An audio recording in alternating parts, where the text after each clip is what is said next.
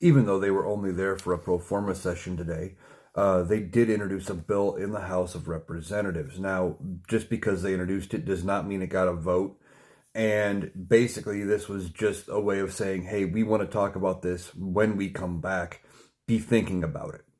Representative Marianne Miller Meeks from Iowa, my home state, has introduced a bill, and she is going to be running for Senate, I believe, to replace Joni Ernst. So maybe this is part of why she is doing it.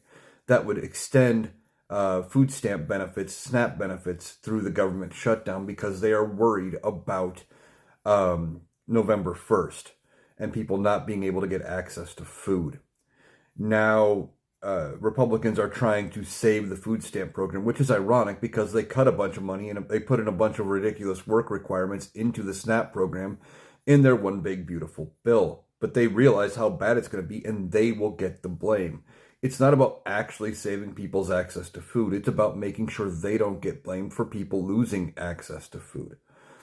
So that's where we're at right now. Now, this bill would keep SNAP funded to make sure people get November and maybe December payments if it goes that long. This is the companion bill to what Josh Hawley passed in the Senate, or he introduced in the Senate. It has not passed the Senate yet. He introduced that yesterday. And they are going to try to vote these things in. Now, we will see if they actually pass. I think Democrats may support it just to make sure people get food, which is a good thing. However, this administration is saying, well, if funding isn't there by the 1st and those SNAP payments are missed, even if the government's reopened, that people won't get paid back or they won't get back benefits. They would lose out on November entirely. At least that's what's coming out of the Trump administration. So you've got Congress trying to make sure it happens because the administration itself seems to want to make it so that people can't get access to food. And again, Republicans are worried about taking the blame. So this is another scary situation. I think ultimately something passes. I think they get the food stamp benefits, the SNAP benefits out to people. But this is one of the reasons why I thought maybe they would come to some kind of an agreement here next week and get the government open again.